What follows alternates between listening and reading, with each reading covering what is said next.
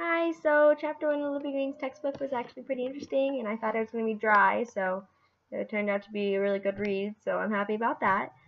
She talks about linguists and mavens, who are just people who study languages, so linguists want to describe it more and understand why people use it and kind of like that aspect, whereas mavens want to tell you how to use your language. So personally, I think linguists are a lot cooler and laid back and feel like they're nicer in that aspect, whereas mavens want to kind of give you rules to follow and say this is how you should use it.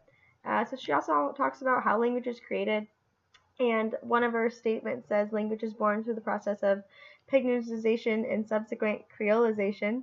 Sorry if I pronounced those wrong, but I had to Google them. And it turns out Pignouzization is when two cultures meet and they either clash, so the dominant culture, their language takes over and takes over that weaker language or weaker culture. So then that other language is gone, and then that new language is the more dominant one. So more people talk that, and then that's in like how the language keeps going. Or the two cultures can meet up and mix, and then the languages mix, and then all of a sudden you have a new language formed, and then that's awesome too. So that's like a really good point, because if you look back on history, you can see how many languages were formed from that process, and just how crazy it is because so many languages can be formed like that.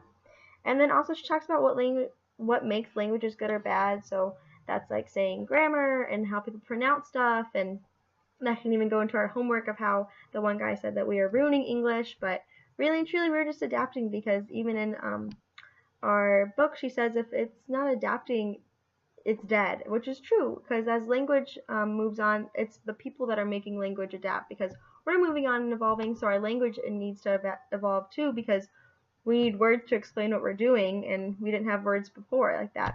So she says that language is flexible and responsive, and we make or borrow what we do not have, which is very true. So I thought that was an interesting point, because our language will never really stop evolving until we're all dead. So it's kind of a morbid thought, but so she talks about how we really can't compare languages, because each language is different, because as you go throughout regions and populations and cultures, there's new words to describe things and how to say things and like describing their lifestyles and stuff.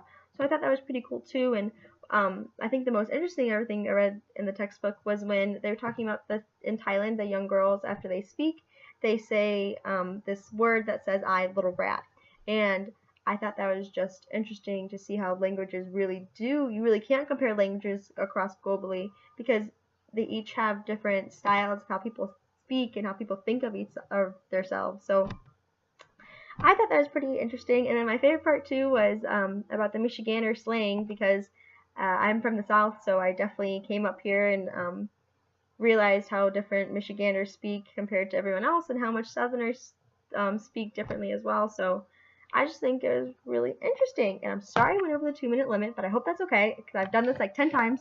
And okay,